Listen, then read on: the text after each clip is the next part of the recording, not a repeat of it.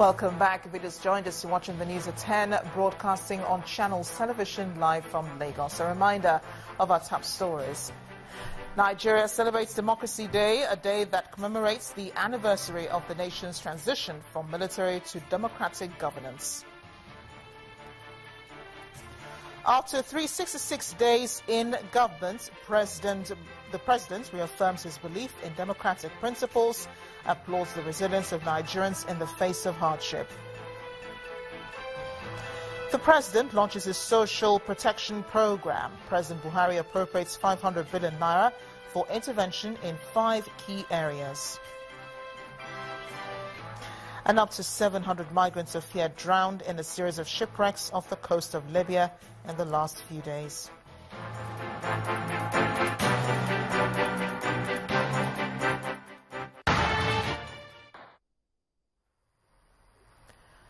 Just a reminder here that you can read up more on our top stories. You'll find them on our websites, channelstv.com and on youtube.com/channelsweb. You can watch our videos, but do visit m.channelstv.com to view us live on your mobile device. You can also download the Channels TV app for Android, iOS and Windows phones from their respective stores. And go a step further and interact with the Channels Eyewitness feature in the Channels TV app. If you have pictures or videos you'd like to share with us, do tap the application on your device, swipe to reveal the Eyewitness menu and follow the instructions. Let's take a look at some pictures that you sent in. We begin with this one from Jos, the Plateau State capital, showing people whom, according to our Eyewitness reporter, are on a rally in celebration of Democracy Day. Our next picture is from London. It's also from London, Ontario, Canada, showing people whom our Eyewitness reporter says are Nigerian students also celebrating Democracy Day with their friends and colleagues from other countries. Our next picture takes us to Yanya area in Abuja, the Federal Capital Territory. It shows people fixing a road damaged by erosion. Our Eyewitness reporter is calling on residents from other parts of the country to try their hands on some renovation and not always wait for the governments to do everything. We've got another picture coming from Ijebode area of Ogun State showing the extent of damage done by gully erosion. Our Eyewitness reporter is calling on the attention of the state government to stop the erosion before it extends further. And we're back in Lagos, where we see this picture from Ketu showing a flooded road. Reports say the flood came after some rainfall. Our reporter is calling on residents to desist from the act of disposing waste through the drains. It blocks the drains and prevents water from getting out.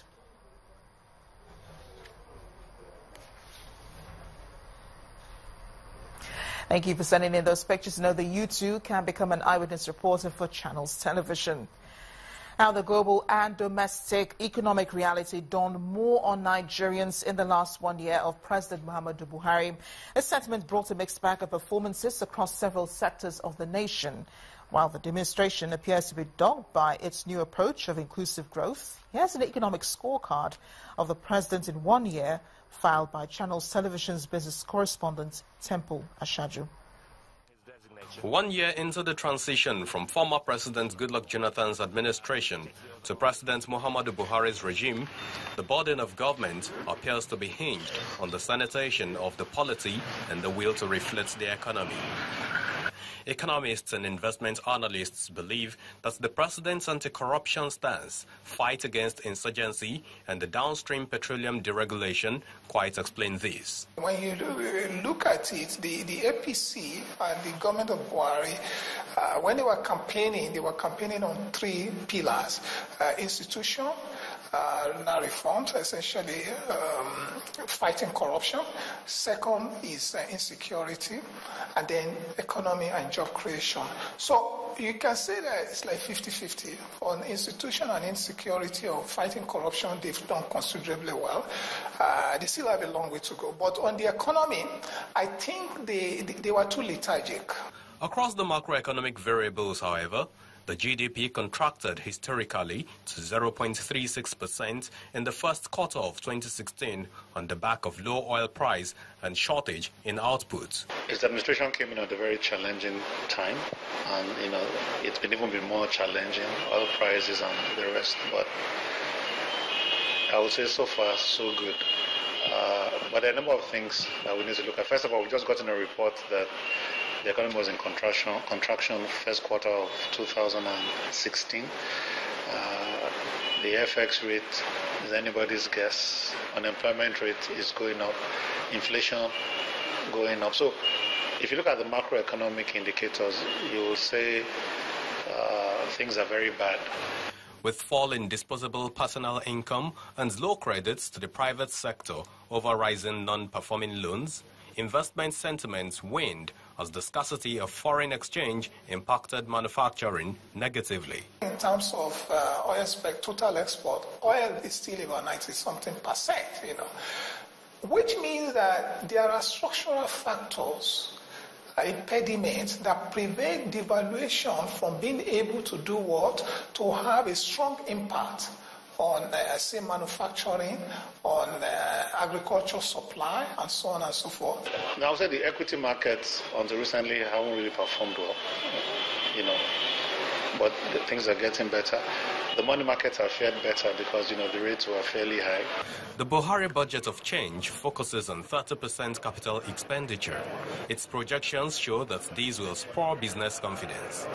It's estimated that instead of 2.2 million barrels per day, that is projected in the budget, they currently have about 1.4 million, which means about 800,000 or so is being lost on a daily basis.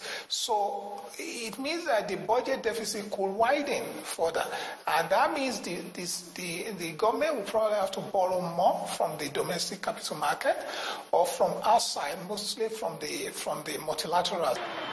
But what do Nigerians really want to see?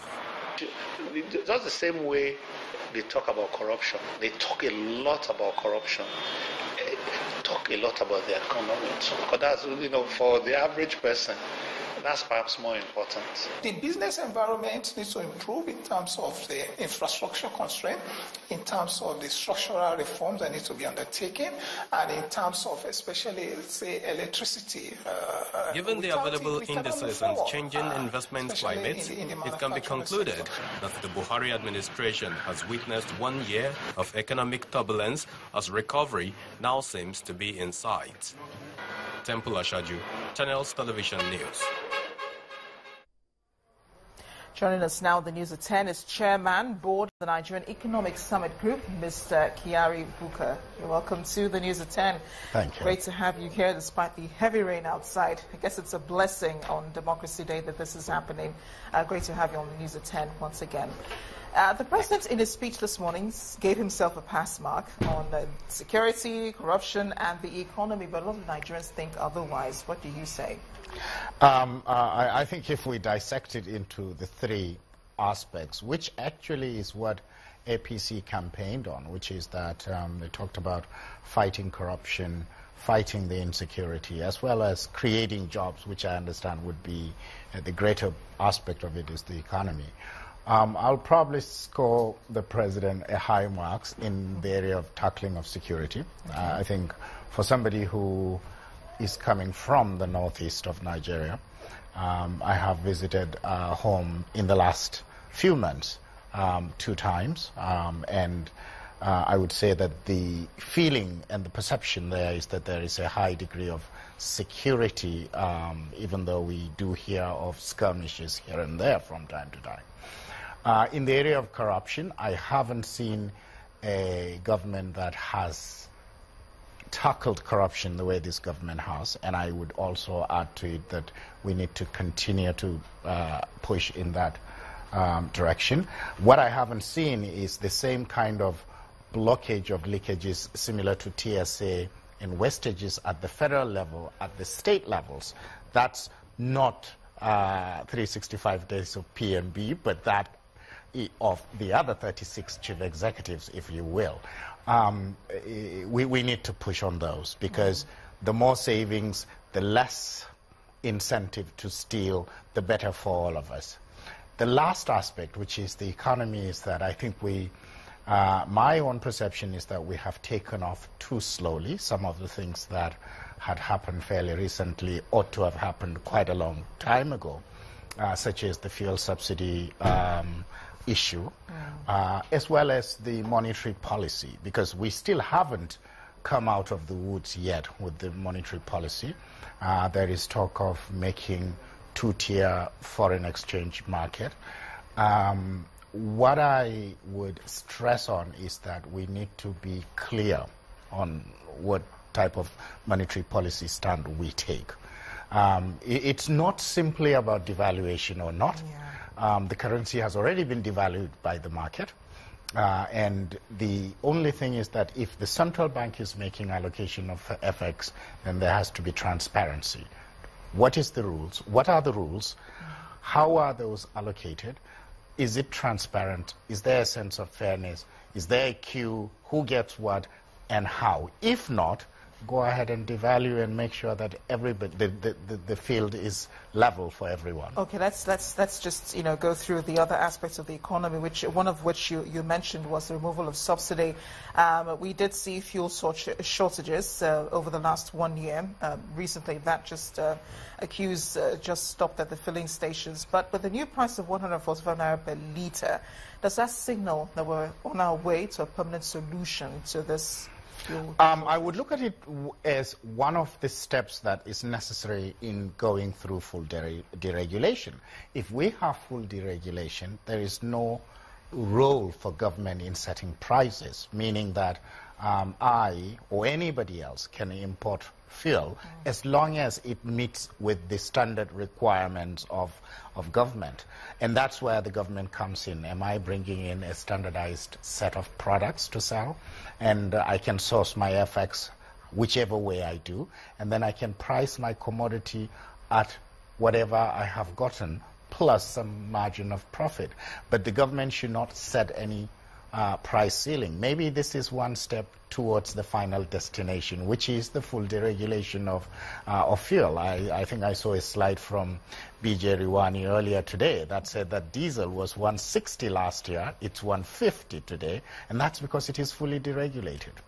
Okay, so that means the prices could fall eventually. It could, exactly. Full deregulation, which is what would sound like music in the ears of many Nigerians. But let's get more forward-looking now. There are plans by the government to re-engineer the amnesty program as a response to pipeline vandalism in the South-South, with the low revenue being generated across different sectors. How impacting could this be on the 2016 appropriation bill, especially in the area of fiscal deficits, which is projected at 2.2%.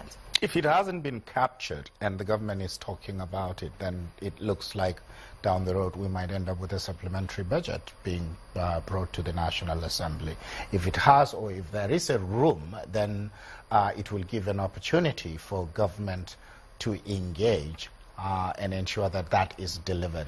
But if the government has forgotten to factor that into the budget process, then there would be a revisit sometime during the year in terms of possibly supplementary, or there may be a realignment of the budget somehow. Okay. Okay, well, just very quickly, investors are looking forward to a flexible exchange rate policy, just as the new pricing regime in the petroleum downstream sector is expected to enhance savings for the repairs of the refineries. How will these strategies reflect in the economy? The FX, well, one of the things that we do understand from the current policy is that a good chunk of our FX, I think close to 40% of our FX, is going to importation of petroleum products. I think with what has happened with the deregulation of the petroleum sector, then the oil marketers can now go to the autonomous foreign exchange market to source their FX, in which case the pressure on CBN or the government dollars would be less. I think that may be the wisdom in moving that. And I think if you go with full deregulation without necessarily putting any price, then there will not be any need by anyone to go to the CBN for FX to import refined petroleum products. Abs, thank you so much for joining me on the news at 10. Sure. It's been a pleasure having you here, Mr. Kyari Bukar, Chairman, Board of Nigerian Economic Summit Group. Thank you for joining us. You're welcome. When the news at 10 returns, 5 people died, 2 others sustained injuries after a tricycle goes over an improvised explosive device in Borno State. Do stay with us.